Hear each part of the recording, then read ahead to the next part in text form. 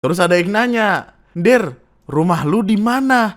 "Depok." "Oh, Depok." Seolah-olah semua pertanyaan di kepala tuh kayak selesai gitu, kayak, "Oh, alah pantes, oh, alah pantes." Kekaisaran Sunda Nusantara tuntut 5 triliun kepada Polres Cianjur dan ancam akan ratakan Jakarta seperti Hiroshima. Hiroshima dan Nagasaki, mereka statementnya. Gokil lah. Ini orang konsumsi apa? Ini 1, Tangerang. Ini 2, Bogor. Ini, nah banyak. Ya, capek banget nyensorinnya nih. Banyak bro. Banyak banget. Proposal THR ya. Coba lu bayangin satu tempat ada 5-6 surat THR. Ya. Kamu selama sekolah atau kuliah pernah praktek mengkafani jenazah? Nah, gini. Bocah goblok macam mana yang tiba-tiba hadir dengan pertanyaan seperti itu? Menurut lu aja.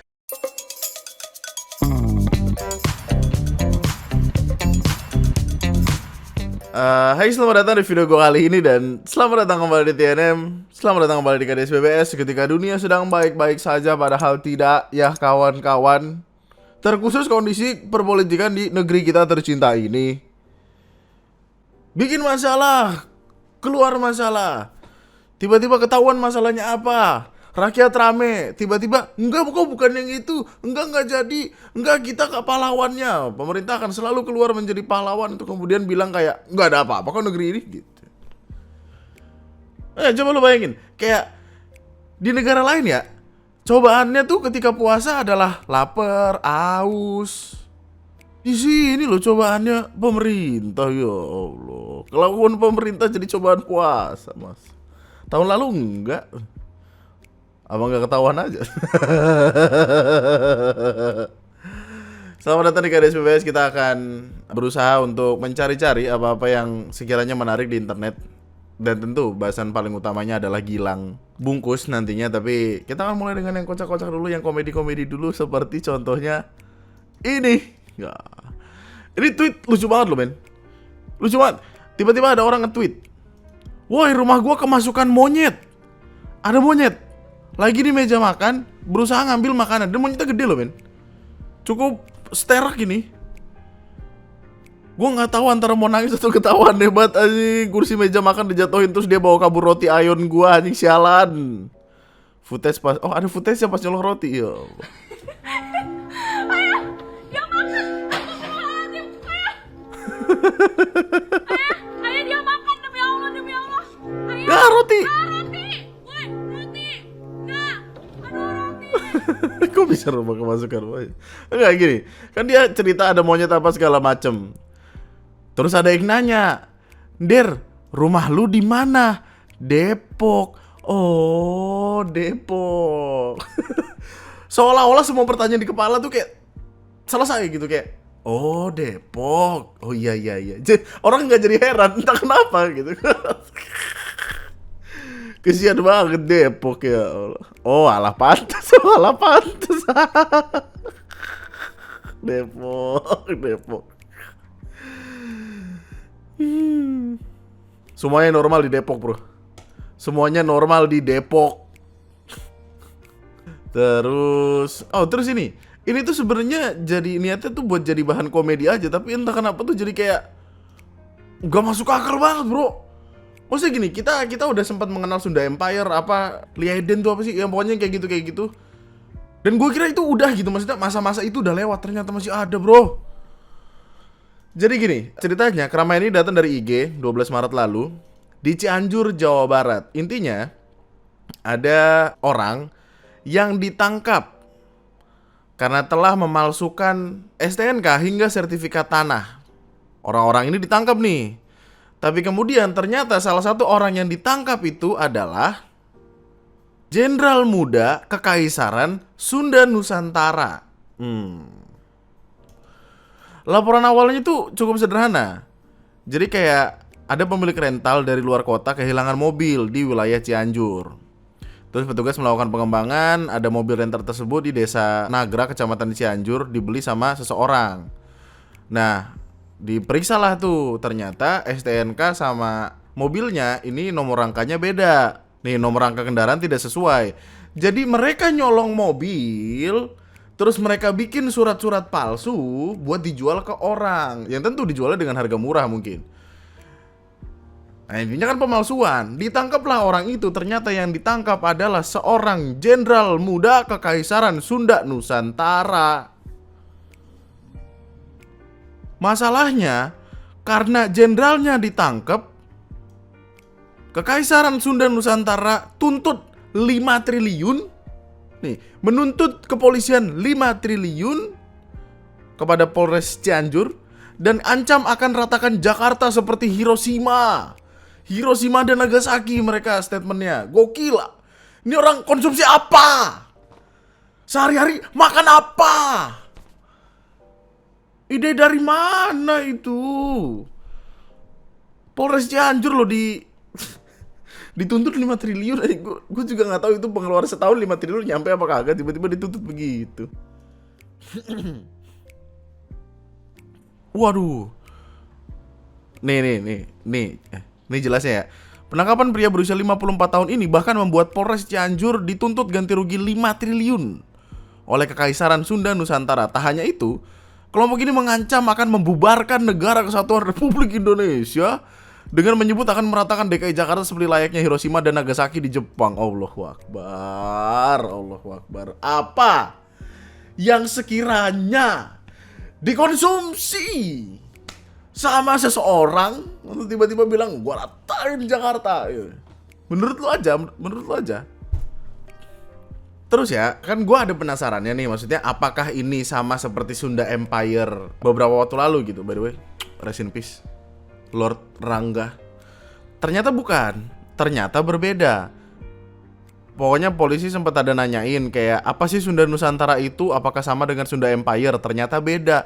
Jadi bahkan ada 2 kekaisaran Sunda yang berbeda ada di negara kita, bro. Yang satu Sunda Empire, yang satu Sunda Nusantara. Dan mereka seolah-olah punya hak untuk menerbitkan STNK. Tono menyebut sindikat ini diketahui telah beroperasi selama 5 tahun dan meraup keuntungan hingga miliaran rupiah. Mereka mematok biaya pembuatan STNK palsu antara 1,5 hingga 2,5 juta tergantung permintaan pelanggan. Selain STNK, dia juga ngebikin berbagai dokumen palsu kayak ijazah, KTP, KK, akta kelahiran, buku nikah, BPKB, akte jual beli, hingga paspor. Hah, lu goblok aja. Paspor lu palsuin, terus lu mau pakai gitu bagaimana? Apa buat foto-foto bukti lo? Lu harus lihat KTP-nya sih, men. Lu harus ini gokil, men. Oh, ini mobil. Allah yang pemegang teguh internasional Negara Kekaisaran Sunda Nusantara. Keren. Nih, ada KTP, ada, bro. Nih, kartu tanda pengenal masyarakat Negara Kekaisaran Sunda Nusantara. Keren. Kartu tanda korp diplomatik negara. Keren. Kartu tanda anggota tentara kekaisaran. Wah, ada kartu tanda tentaranya. Kok fotonya sama semua? Udah begitu kayak diedit pakai B612 gitu tuh. B612 aja. Tua banget tuh. Buset, dia bikin KTP. Ih, ini parah nih, ini nggak boleh nih. Ini ada hukumnya sendiri loh, lu ngedit-ngedit bendera negara gini. Negara Kekaisaran Sunda, Majelis Agung Sunda Archipelago, Sekretaris Jenderal Agung Masa, Menteri Senior Ekonomi dan Keuangan. Banyak amat job lu. Surat kelayakan pengemudi, berlaku seumur hidup dan berlaku secara internasional. Gokil, respect, mantap. Ada dasar hukumnya. Hah, dasar hukum diambil dari mana? Mereka bikin aturan sendiri. Mereka mengaku memiliki pemerintahan sendiri serta kekuasaan dan wewenang untuk menerbitkan berbagai dokumen termasuk STNK palsu ini. Ya Allah. Stres. Stres. Daripada tua bukannya tobat malah main raja-rajaan begini. Ya. Ya enggak, yang lain. Oh, by the way, ada update untuk kawan-kawan ASN, untuk kawan-kawan calon aparatur sipil negara yang kemarin kan sempat ada omongan kalian bakal nganggur 8 bulan sampai Oktober. Terus ada aturan baru setelah diprotes, setelah demo apa segala macam. Berdasarkan arahan Presiden, pengangkatan CASN dipercepat. CPNS paling lambat Juni 2025. P3K paling lambat Oktober 2025. Akhirnya, setelah sekian lama ada sedikit kabar baik. Yang mana ini sebenarnya bukan kabar baik anyway sih. Maksudnya, iya baik gitu. Tapi kalau dari awal nggak diworo-woroin, dibikin orang panik, nganggur 8 bulan apa segala macam, kan nggak perlu ada ini. Kayak, itu kerjaan mereka gitu. Masalahnya mereka keluar dengan kalimat perjuangan DPR berhasil. Pemerintah umumkan percepatan pengangkat. Perjuangan DPR dari mana? Kenapa tiba-tiba jadi pahlawan? Pahlawanan? Lu masih jadi pahlawan di cerita sendiri? Enak banget. Lu bikin cerita-cerita webtoon apa gimana? Cerita-cerita Wattpad tau gak? Kayak, wah aku penjahatnya. Tidak, aku orang baik. Aku berjuang gitu kayak. Iya, masalahnya tuh ini nggak gini men. Harusnya tuh Februari Maret. Mau diundur jadi Oktober, tapi direvisi jadi Juni. Kan tetap terlambat. Maksudnya ini bukan sesuatu yang membanggakan anyway gitu. Kayak Juni itu tetap telat loh gitu. Februari, Maret, April, Mei, Juni. Paling lambat sih, statementnya paling lambat. Jadi bisa lebih cepat dari itu, bisa jadi April, Mei. Tapi kayak seolah-olah perjuangannya dia. Prabowo perintahkan CSN diangkat paling lambat Juni. Kagak dari awal. Masya Allah. Keren. Semua keren. Ngomongin tentang pemerintah. Lah bridging. Ngomongin tentang pemerintah. Nggak jauh-jauh dari yang namanya warga, rakyat. Masalahnya ada beberapa warga masyarakat yang kelakuannya sangat membingungkan. Contoh, tiba-tiba kan mau lebaran nih ya. Lebaran kan erat kaitannya dengan THR, tunjangan hari raya. Ada beberapa komunitas, lembaga, organisasi yang tiba-tiba hadir ke beberapa tempat, katakanlah perusahaan, tempat makan atau apapun itu, yang minta THR. Salah satunya terjadi di Tangerang, Banten. Beredar sebuah surat yang isinya Assalamualaikum warahmatullahi wabarakatuh. Waalaikumsalam. Puji dan syukur kehadirat Allah Subhanahu wa taala. Sehubungan semakin dekatnya hari raya Idul Fitri 1 Syawal, maka dengan ini kami lembaga mengajukan permohonan dana tunjangan hari raya. Untuk itu, kami meminta kepada perusahaan dan pengusaha yang berada di lingkungan kami untuk sudi kiranya memberikan dana THR. Besar kecilnya pemberian akan kami terima dengan senang hati. Coba dah dikasih goceng, senang hati gak dia? 2.000 goceng ceban, senang hati gak dia? Paling mencak-mencak. Dan dia mintain ini ke 10 perusahaan. Rame dong di internet. Maksudnya kayak mereka bantu ngerjain kagak, ketika lagi ngebangun masang bata kagak, sumbangsinya apa gitu tuh sampai tiba-tiba minta THR. Lah perusahaan berdiri di tempat yang sudah mereka beli.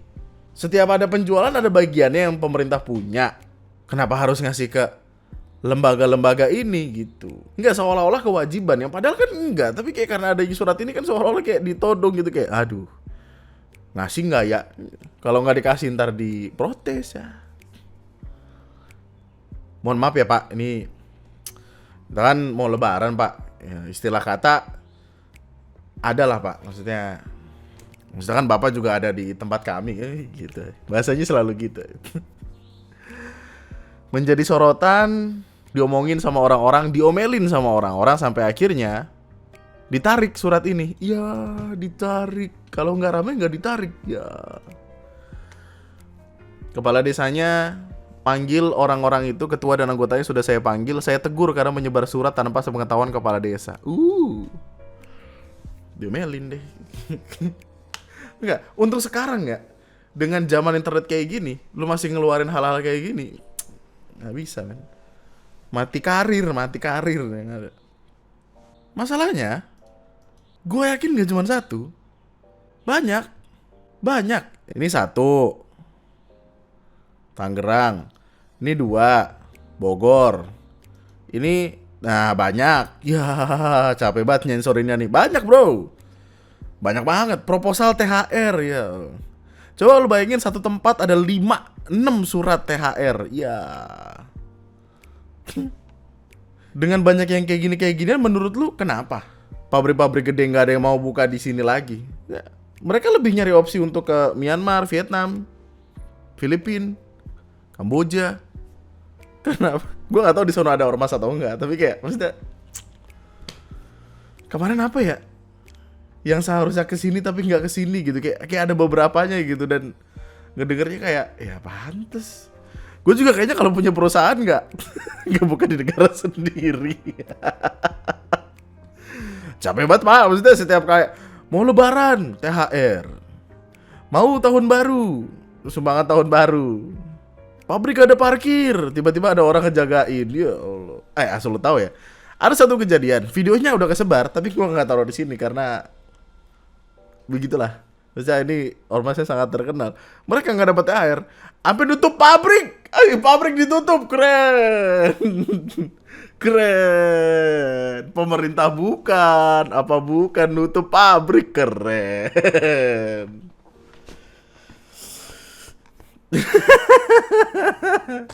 Maksudnya gini, lu punya sebuah perusahaan lu sudah legal secara hukum, lu sudah membayarkan apa yang lu perlu bayarkan kepada negara, tiba-tiba ada orang datang kayak, bagi duit gak? Kalau gua gak bagi duit, gua tutup di tempat. Wah. Susah bro, susah.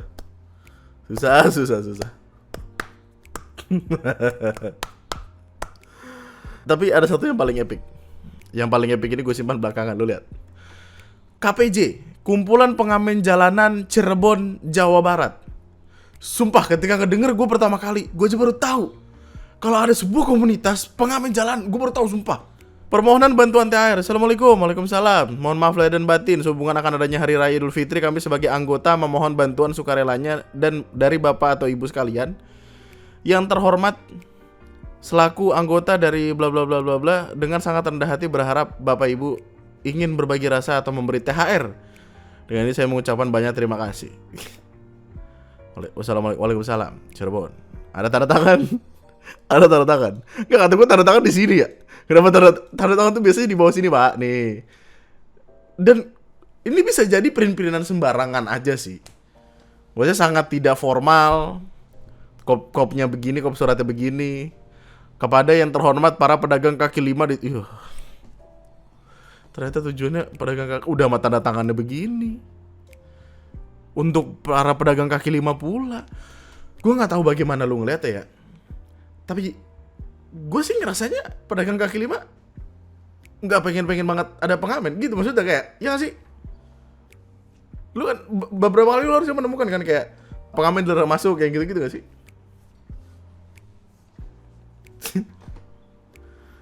Berasa nodong gitu loh, kayak ayo kasih duit nggak gitu. Meskipun kita nggak tahu ya konsekuensinya apa kalau nggak ngasih THR, tapi sepertinya yang di kepala gue cuma hal-hal buruk gitu doang. Coba kita cari siapa yang layak mendapatkan THR. Karyawan. Apakah orang-orang yang minta ini adalah karyawan dari tempat itu? Enggak juga. Coba kawan-kawan ceritakan pengalaman lu tentang perkara minta-minta sumbangan ini, tiba-tiba datang ke rumah lu ngasih lembaran atau apa. Pengen tahu gue. Aneh soalnya. Aneh. Kayak duit tinggal nyetak gitu. Lah duit kan nyari, yang tiba-tiba dari lagi duit. Gak ada. Duit nyari susah. Lu kan yang rasain duit pada susah, gimana sih? Lu gak tau orang di Twitter pada teriak-teriak kayak orang lagi susah pada susah nyari duit. Mak gue di kampung punya warungnya katanya lagi jarang yang beli. Karena apa? Karena emang orang lagi pada jarang spending duit, nyari duit susah intinya gitu. Terus gue kayak tiba-tiba datang kayak bagi duit dong. Dah kayak bapak lu gue. Minta mau bapak lu kasih sama gue gitu. Gak jelas. Tuliskan kalau kamu pernah mendapatkan pengalaman seperti ini. Lalu nih kelanjutannya, lupa gue, ada kelanjutannya. Warga diminta tak takut jika ormas paksa minta THR. Rekam, lapor, Polri bakal tindak. Katanya sih gitu ya. Jadi pede aja. Pede aja, pede aja. Oke, lanjut. Oke, kita akan pergi ke sebuah perkara yang dari kemarin banget pengen gue bahas. Karena ini adalah perkara seorang cegukan, sorry. Karena ini adalah perkara tentang seseorang yang sempat kita buat kontennya, yaitu Gilang Bungkus. Perkaranya sempat gue bahas 1 Agustus 2020 lalu. Dan kurang lebih 5 tahun kemudian dia kembali. Kata gue kayak Kapten Amerika, lu kejebak di es tiba-tiba balik ya. Buat lo yang pengen dengerin versi 2020 ini yang saya kelihatan masih sangat baik-baik ya sepertinya, lu bisa cek link di deskripsi, ntar gue taruh sana. Cuman 2025 ini Gilang Bungkus datang kembali. Sebagai konteks terlebih dahulu, Gilang Aprilian Nugraha Pratama atau Gilang Bungkus tadi itu seseorang yang memiliki atau ketertarikan seks terhadap orang-orang yang dibungkus kain hingga seluruh tubuhnya tertutup. Mungkin lu pernah lihat foto-fotonya yang benar-benar dibungkus kain yang kayak pocong persis pocong tapi pakai kain. Tipikal yang hampir sama seperti foto-foto orang yang mukanya ditutup serbet gitu, tau gak sih? Ya yang gitu-gitulah. Modus yang dilakukan Gilang Bungkus waktu itu, dia bilang kalau itu untuk keperluan riset. Dia ngontak orang yang tidak dia kenal di sosial media untuk melakukan itu dengan reward uang, di mana salah satu korbannya atau korban yang sekarang dia cari adalah anak-anak di bawah umur. Dan oleh karena itu dia rame, diomongin banyak orang, dicari pihak kepolisian, masuk penjara. Kasusnya waktu itu consider undang-undang ITE dan dipenjara selama beberapa tahun. Jenjang karir ini orang, ya gini, ketika lu di penjara, normalnya lu akan tobat.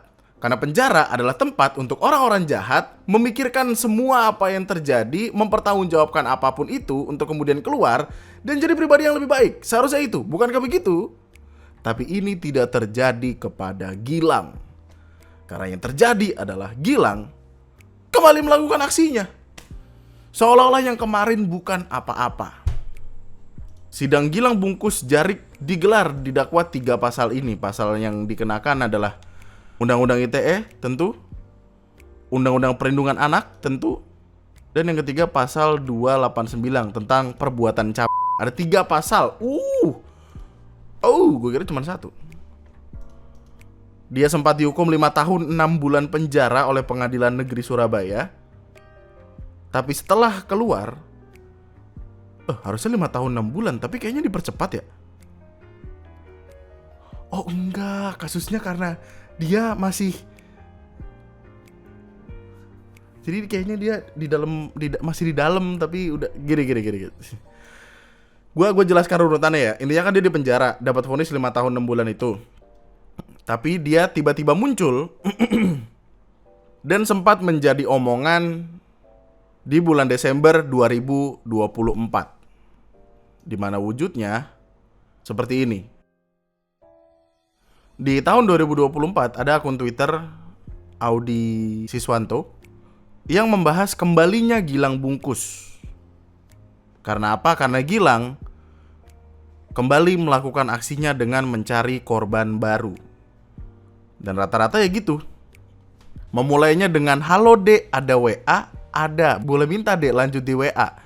Dan kemudian dia akan melancarkan aksinya untuk bilang kayak, jadi lagi ada riset, saya lagi ada riset untuk kepenulisan atau untuk film. Di sini sih korban-korbannya tuh dicari dari kancah lingkungan perfilman Indonesia. Kayak penonton-penonton film gitu-gitu. Ini ada cecetannya kok. Orang-orang yakin ini Gilang karena ya bahasanya Gilang banget, typingnya Gilang banget, dan dari detail informasinya tuh dia banget. Maksudnya asal usulnya sama-sama dari Kalimantan, tinggal di Surabaya gitu-gitu. Dan yang lebih parahnya lagi, waktu itu si Gilang-Gilang ini mengincar anak 15 tahun.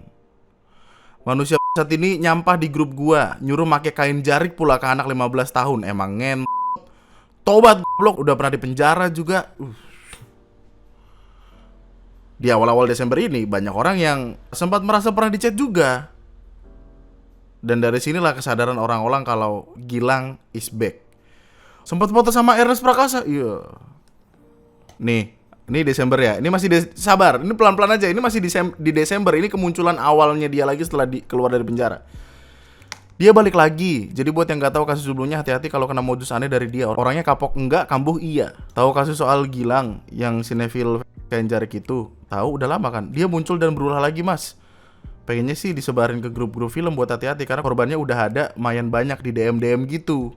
Dia kan sering muncul di grup-grup film gitu. Tahu dari mana? Temenku udah ada jadi korbannya di grup partai Letterboxd ID di WA. Dan modusnya masih sama seperti yang sebelumnya.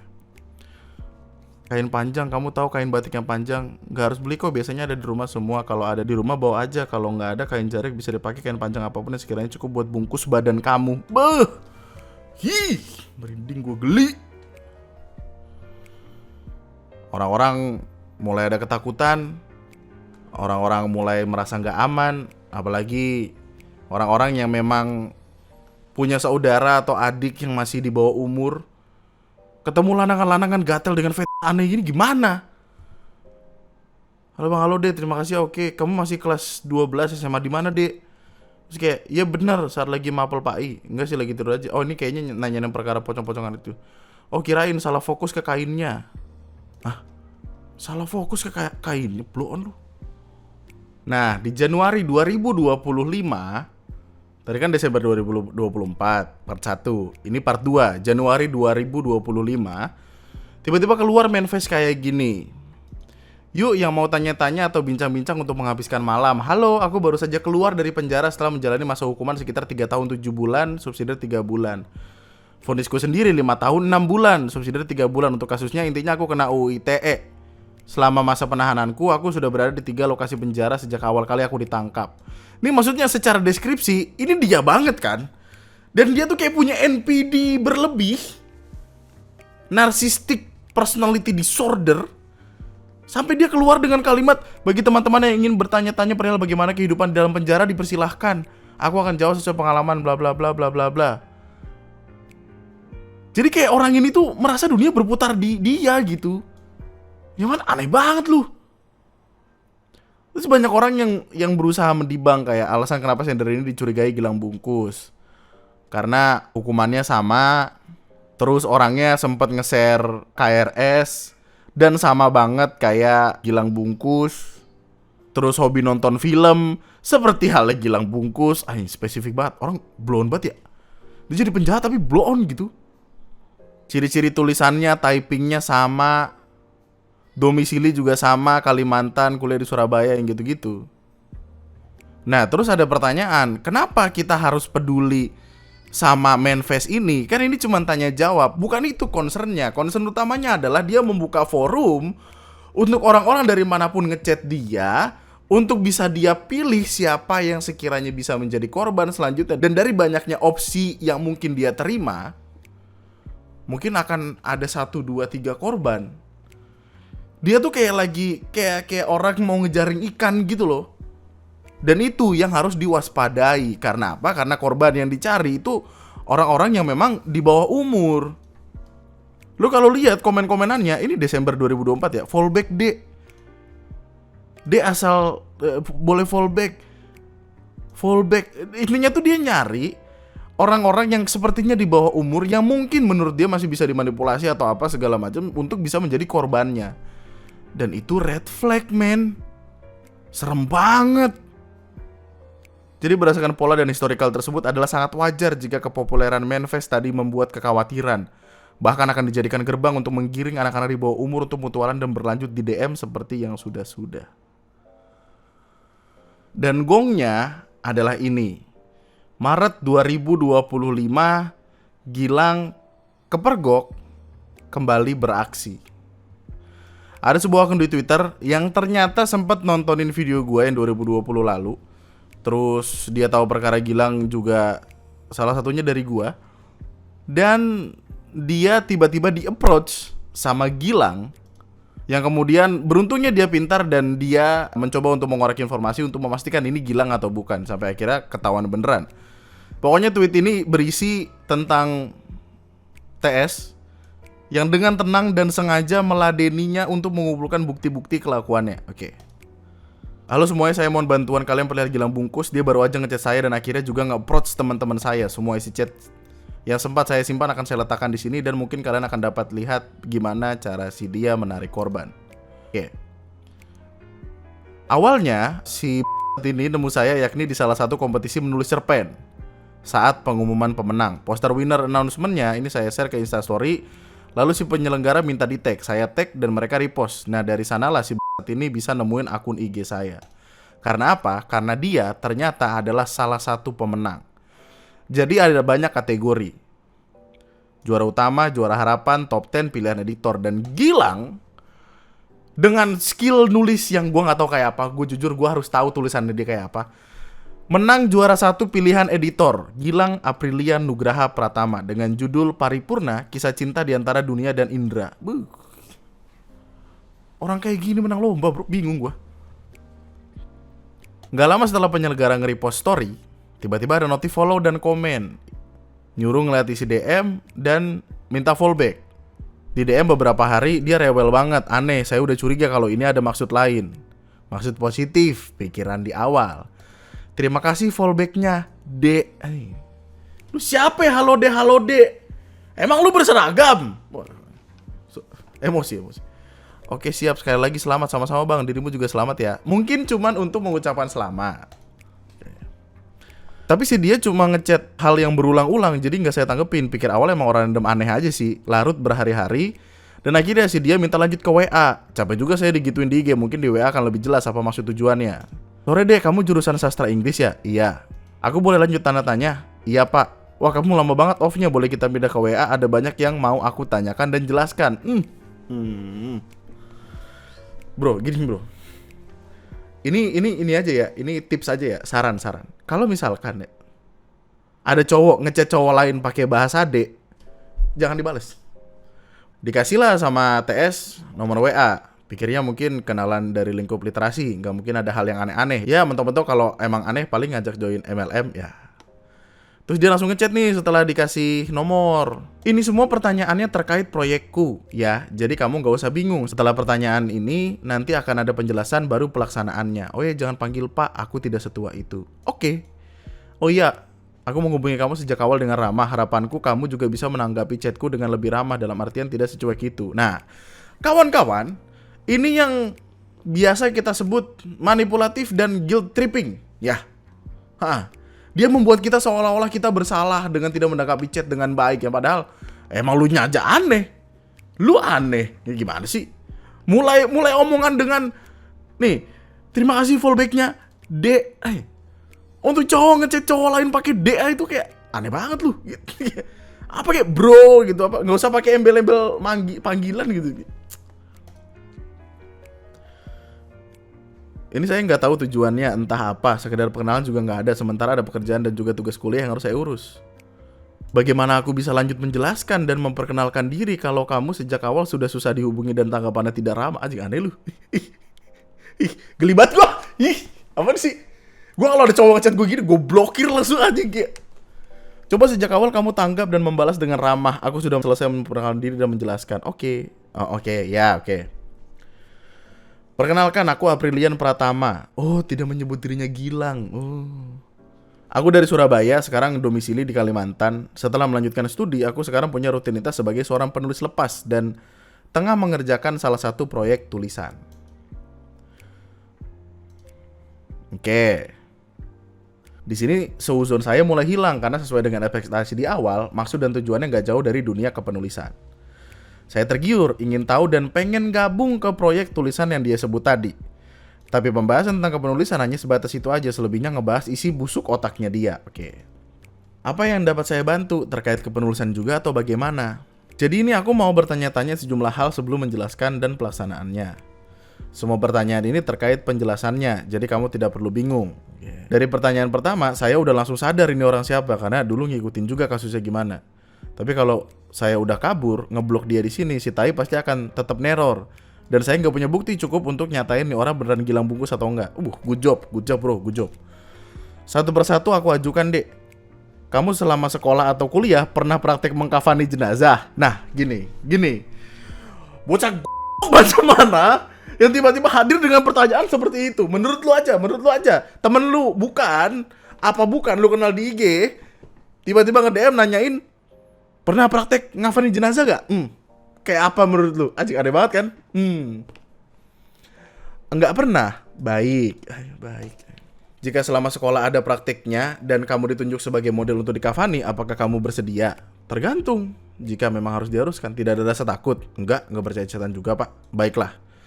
Saat kamu mendengar kata dibungkus, ya Allah, anjing banget dah. Apa pikiranmu langsung mengarah ke kematian atau jenazah? Enggak. Namun, wajar jika sebenarnya orang berpikiran kalau dibungkus itu berasosiasi dengan kematian atau jenazah. Hal itu karena Indonesia adalah negara... ini kayak template banget ya. Kayaknya gue pernah ngeliat tulisan ini dah.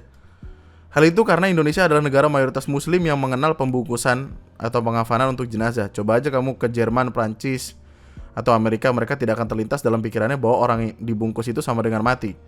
Karena di tempat mereka tidak ada tradisi pembungkusan bagi jenazah. Betul? Iya. Aneh banget bahasa lu. Nah, padahal bungkus-membungkus itu nggak harus selalu berkaitan dengan kematian. Sebenarnya saat ini praktek bungkus-membungkus itu sudah mulai diberlakukan dan dipahami untuk berbagai macam aktivitas dan kegunaan. Seperti sebut saja pelatihan napas, pengendalian emosi, dan lain sebagainya. Aku melihat itu sebagai fenomena yang menarik dan sudah sejak lama mencoba memahaminya. Sebagai orang yang memiliki ketertarikan melihat orang lain dibungkus dan bagaimana mereka dalam keadaan seperti itu. Itulah kenapa aku mengadakan pengamatan ini. Aku ingin membuat orang paham bahwa menjadi dibungkus itu tidak serta-merta menakutkan dan bisa mendatangkan manfaat. Seseorang yang bisa tahan dibungkus biasanya memiliki ketahanan napas yang lama seperti seorang perenang. Apaan? Udah datang dari mana? Selain itu, seseorang yang tahan dibungkus juga biasanya mempunyai manajemen kontrol emosi yang baik. Sotoy. Terus kayaknya dia ngasih contoh kalau remaja yang bikin keonaran tuh dibungkus gitu. Terus nanya korelasinya apa? Emang bagus kalau remaja nakal dibungkus? Mereka otomatis teringat akan kematian. Kenapa dibungkus? Kenapa gak dikubur? Belum lagi mereka di posisi dibungkus itu tidak bisa berbuat apa-apa alias tidak berdaya karena mereka sudah dilakban, dibungkus, dan ditali. Momen seperti itulah yang tepat untuk masuk mempengaruhi emosi mereka. Alhamdulillah sejauh ini bagus, banyak perubahan sikap terjadi. Itu semua penjelasanku, Dek, bisa dipahami? Iya Pak, selanjutnya apa? Nah, gitu. Bagus nih, bagus, mancingnya bagus. Bisa dilihat di atas bagaimana cara dia ngebangun narasi untuk mempengaruhi calon korban. Cantik, indah, dan biadab. Bayangin aja kalau orang yang kosong knowledge terhadap kasus ini akan gimana jadinya. Ilmu sastra yang pernah dia pangku emang dimaksimalin sebejat-bejatnya. Lanjut. Iya Pak, selanjutnya terkait apa? Kepelaksanaannya. Matilah. Tering ting ting ting deng. Pelaksanaan apa? Pelaksanaan adalah seperti yang ada dalam penjelasan. Jadi menempatkan model dalam keadaan terbungkus untuk dilihat bagaimana reaksi dan kondisi emosional serta mentalnya, juga melihat ketahanan napasnya. Namun kamu tidak mungkin bisa membungkus dirimu sendiri kan? Oke. Apa sudah ada yang melakukan sebelumnya, Pak? Sudah, tapi beda kriteria. Berapa orang saja yang sudah terdata? Yang sebelumnya santri, bukan mahasiswa. Total sekitar 4 orang. Gue gak tahu ini bener atau enggak. Gue gak tahu kalimat ini untuk manipulasi semata atau bukan. Tapi kayak 4 orang. Hah? Ada kelompok umurnya? Iya, karena setiap orang beda reaksi. FYI, mungkin chatnya gak capture. Dia manggil korban dengan sebutan model. Imbalan tergantung model. Kalau reaksi modelnya bagus, imbalannya akan lebih besar. Mana nih? Selanjutnya apa Pak? Pelaksanaannya aja. Kamu kan tidak bisa bungkus dirimu sendiri. Oh iya, nanti tolong kirimkan nomor GoPay atau Dana karena ini ada imbalannya. Imbalan? Imbalan apa? Berapa? Oh, jadi kayak seolah-olah Gilang ini minta untuk calon korban nelpon temennya yang lain untuk ngebantu calon korban ngebungkus dirinya sendiri. Iya. Kayak seolah-olah korban harus bilang kayak, aku punya kenalan atau teman sama penulis, dia lagi bikin project. Nah sekarang dia butuh aku jadi modelnya, tapi aku nggak bisa ngelakuin sendiri, tolong bantu aku. Kamu nanti hanya perlu ngikutin instruksi bla bla bla bla bla bla. Atau gini aja, kamu kirim kontak teman dekat atau yang kamu percaya biar aku sendiri yang ngejelasin. Nanti di akhir penjelasan aku akan bilang kalau modelnya sudah ada dan hanya butuh yang bisa membungkus. Buset. Kamu bisa kasih tahu dia akan ada imbalan, buset. Oh bagus nih, dia pinternya TS nih kayak. Ini kalau nggak dikasih lihat contoh dan bukti imbalan orang sebelum-sebelumnya nggak mau saya pak. Coba itu dikirim dulu, toh nggak nampak wajah juga kan gitu. Contohnya ada banyak. Aku buat apa mengakali kamu dan repot-repot harus buang energi, waktu dan kesabaran menghadapi kamu jika memang ini tidak penting dek. Tolong kurangi seuzonnya. Anjing, siapa yang kagak seuzon? Badannya pengen dibungkus-bungkus. Goblok lu anjing. Aku sudah susah mengerjakan ini dan mencari model masih harus dituduh punya niatan. Emang jahat. Goblok Gilang. Dongo anjing. Terus ini ada 2 foto korban, 1 bukti TF. Ku simpan fotonya dengan HP kedua karena pesannya sekali lihat. Ini link threadnya bakal gue taruh di deskripsi ya untuk lu yang pengen lihat fotonya langsung, karena gue nggak bisa ngasih di sini soalnya YouTube nggak boleh bro sama YouTube bro. Lu kagak tahu terakhir gue ngebahas Gilang itu dolar kuning terus apa segala macam terus kayak merusak tatanan channel. Gilang gue personal sama Gilang gara-gara ngebahas dia soalnya anjing emang. Oh terus ada bukti imbalan 100.000. Ya elah 100.000 doang lagi lu. Dan men ini lu lihat 5 Januari 2025 baru loh. Maksudnya ini setelah dia keluar dia masih berani untuk melakukan ini. Gilang goblok. Akhirnya WA-nya pun diblok sama TS dan gak lama dari itu hal yang dari awal ku takutin kejadian. Dia nge-reach out teman-temanku mulai dari IG organisasi sampai masuk ke IG pribadi temenku. Dia fallback salamkan. Selepas itu kulihat WA pesannya udah dihapus dan ada WA baru. Oh, dihapus-hapusin, ngilangin jejak. Halo, maksudnya apa kau ngeblokir aku, hah? Aku sudah menjelaskan baik-baik dengan panjang lebar sejak awal, lalu kau menipu. Kau minta bukti semua sudah kukasih. Sekarang kau di sini yang menipu. Kau pikir aku nggak rugi waktu nunggu kau sejak tadi? Kalau lapor polisi ya, mending diem jangan ganggu lagi. Gila, temenku jangan pernah ganggu, nggak akan kemakan narasimu. Kau yang penipu. Lah, gimana sih? Oh ini tulisannya dia. Fiksi mini kebun perawan. Ranum kulihat bulat merona, manis burungku ingin hinggap di satu. Ya Allah. Pasti datang dari kebun yang dirawat baik. Kupetik namun ia memekik. Yang satu ini rupanya melawan. Oh lihat, itu petaninya datang membawa parang. Katanya kau masih terlalu muda untuk diicip. Ya Allah, emang otaknya rusak. Gilang blok. Gilang blok. Dongo anjing Gilang. Dan intinya tuh itu men. He's back in the business. Nggak kapok dia. Ini sempat ada di bagian bawahnya sempat ada ini. Lanjutan utas DM dari salah satu korban. Bisa dilihat gimana di satu sisi pelaku ngeredam korban untuk korban gak dapat banyak bicara. Halo kak, kenalin aku salah satu korbannya Gilang dan sekarang lagi di doxing dan di framing yang enggak sampai ke orang tuaku. Mungkin bisa bantu buat ramein dan report akun yang dia pakai buat framing aku itu biar cepat tumbang soalnya identitasku masih dia umbar. Terus dia bilang ibuku habis ini tahu juga. Aku kira cuma gertak, ternyata beneran. Setelah itu dia chat nomor ibuku di WA. Ya Allah. Bahkan parahnya lagi, dia sampai isi form pendaftaran salah satu organisasi di kampusku atas namaku dan diisi yang enggak kak. Untungnya yang pegang form temanku sendiri dan langsung dilaporin ke aku. Formnya kayak apa? Form pendaftaran Himasta. Oke. Oh nama lengkap diisi namanya dia, NRP, nomor WhatsApp. Apa alasan kamu ingin bergabung di SCC? Ingin jadi eksibis di depan teman-teman. Ya Allah Gilang banget Gilang Gilang goblok. Upload foto CV ini apa? Dia ngirim foto apa ini?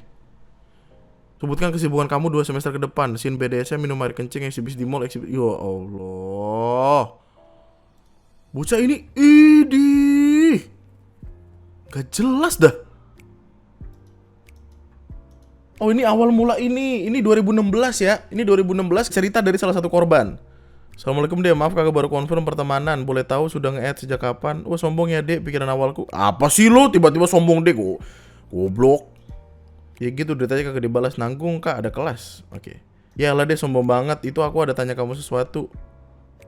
Maaf ya deh baru bisa confirm sekarang. Iya apa sih? Boleh minta ID line. Kamu kok kayaknya sombong banget gitu. Apa sih bacot banget lu? Ih. Tampol apa bang? Ini gak ada yang mau nampol. Assalamualaikum, sebelumnya maaf deh tapi tolong jangan marah ya, kamu ngeblokir line kakak deh. Kalau boleh tahu salah apa? Apa gara-gara tadi deh, maaf deh. Itu tadi aku cuma ngasih tahu aja kalau aku mau chattingan dulu soal lah. Setelah itu selesai kakak bahas soal apa sih goblok dah. Emang belok dong berarti dia. Ih cok gila nih cok. Ih gila nih, ancu gateli. Wong gatel guys, Bang baik. Oh ini dari intinya deh, tambahan testimoni dari salah satu orang yang di-approach Gilang, masih SMA dan jelas-jelas masih SMA. Upload story lagi di sekolah, di reply sama Gilang, di-approach, ditanya-tanya, berusaha kirim pembicaraan ke arah pengkafanan jenazah. Hai namaku M, aku umur 16. Waktu itu aku sama dia mutualan di IG, pas dia tiba-tiba follow aku karena banyak juga yang mutualan sama dia, akhirnya aku follow back. Sebelum dia chat aku sering upload di story tentang sekolahku dan kalau aku masih di kelas 11. Basically he knows that I'm underage. Setelah sekitar 2 minggu sama dia mutualan, aku upload foto dalam story 6 foto yang dimana salah satu fotonya itu foto temanku lagi tidur.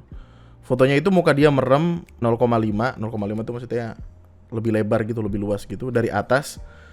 Dan baju seragamnya kelihatan karena pas aku foto itu hari Kamis, jadi seragamnya batik. Nggak berapa lama tiba-tiba Gilang ngechat. Itu yang pojok kanan bawah foto pas apa deh? Awalnya aku mikir kan, pengen tahu banget nih orang, nggak pernah chat gue tiba-tiba reply lagi ngapain. Akhirnya aku jawab lagi di sekolah kak. Artinya dia tahu dong kalau emang bocah sekolahan. Dia balas lagi, iya lagi ngapain. Oh aneh nih, temen lagi tidur. Dan dia bales, praktek pengafanan jenazah. Pas gue baca chat itu jujur gue shock dong, ternyata bad feeling gue bener. Jir nih orang ternyata freak yang aneh. Karena gue shock dan gak tahu mau ngomong apa, gue akhirnya jawab aja hahaha. Kayak yang bener dong, mana ada orang biasa chat underage nanyain dia ngelakuin praktek pengafanan jenazah. Posisinya pas aku di chat itu aku lagi sama kakakku, tunjukin ke kakakku dan dia bilang ini pasti predator grooming gitu. Kak Gilang ini bales, iya benar. Saat lagi matpel PAI, 2 kali ngechat maksa gitu, enggak sih lagi tidur aja. Dia jawab, oh kirain salah fokus ke kainnya. Salah fokus ke kainnya? Why the fuck would you look at the uniform anyway? Ya udah akhirnya aku jawab sarkastik dikit, kain yang kuning. Iya kayak kain batik jarak. Di situ udah males. Ya, terus matiin HP. Terus kayak 30 menitan gitu buka grup komunitas film, anjir ternyata dia beneran orang freak. Anjing, gue di situ sama kakak gue jujur ngakak karena what the fuck is the chance, you know. Dan akhirnya gue lihat deh, dia kayak beberapa jam kemudian diaktif akunnya. Wah, emang problematik. Gah.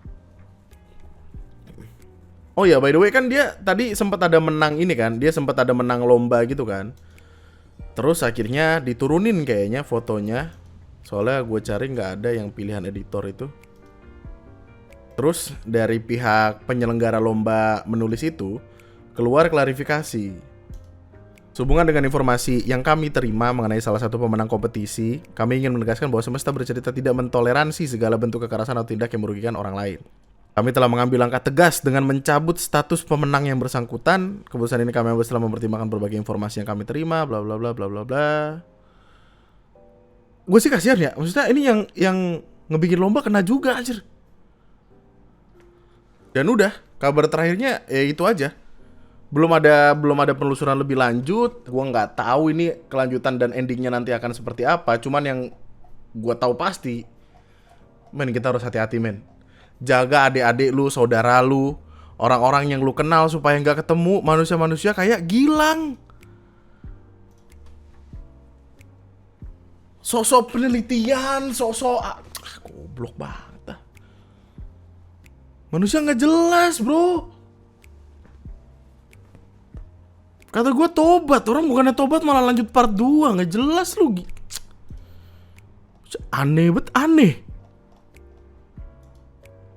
Kalau semisal calon-calon korban yang dia cari masih lah anak-anak di bawah umur 16-15 tahun, ini polisi lagi lah harusnya lah. Komnas Perlindungan Anak gini. Dan Gue gak tahu ya, orang harus melapor atau enggak ya. Dia harusnya disamperin ke polisi terus kayak dikeplak paling. Lu udah keluar dari penjara bukannya mau masuk lagi lu. Langsung masukin lempar gitu biar dibungkus sama teman-temannya. Terus kalau emang lu yang kayak gitu lu nonton aja film-film pocong yang banyak gitu.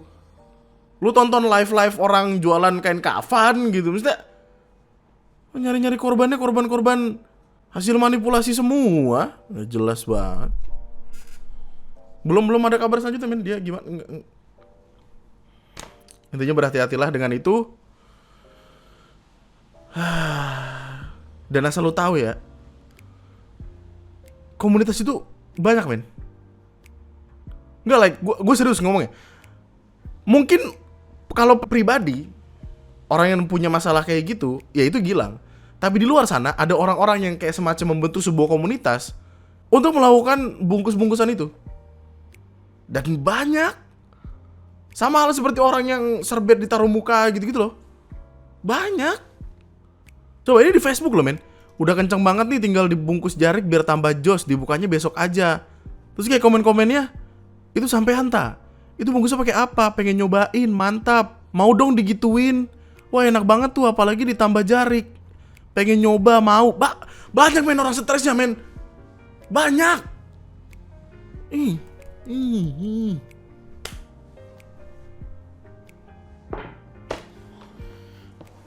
Dan gue rasa itu aja berarti untuk video gue kali ini. Jaga orang-orang tersayang lu, jangan sampai jatuh ke hal-hal seperti ini.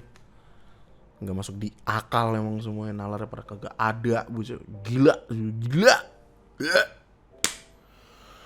Berarti itu aja, kita akan ketemu lagi di lain kesempatan. Mari kita lanjut marah-marahin pemerintah ya.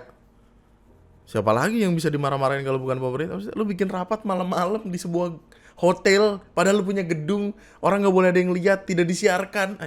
Aneh banget, aneh pemerintah lu, aneh. Jangan lupa di like dulu sebelum cabut. Lu bisa tulisin opini pendapat lu di kolom komentar di bawah bagaimana semua ini bekerja, dan jangan lupa subscribe untuk membuat saya 1 juta subscribersnya. Jika apa tuh? Terus kalau udah 1 juta gimana bang? Udahan ya. Udah ya? Udah, nama gue Andri, sekian dan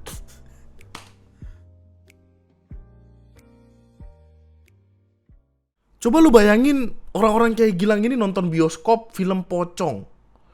Lu tau kan, dulu tuh sempat ada film judulnya Pocong Mandi Goyang Pinggul. Ada, percaya gue ada. Itu salah satu pemerannya tuh kayak bintang film biru gitu deh. Tapi Gilang ketika nonton, dia gak nafsu sama bintang film birunya, tapi dia nafsu sama pocongnya. Ada cewek kayak, belahannya kelihatan kayak, biasa aja gitu. Tiba-tiba pocong. Pocong nih. Gila. Lu kalau nonton bioskop bareng dia tuh tak gitu palanya. Tak. Bye-bye, thank you.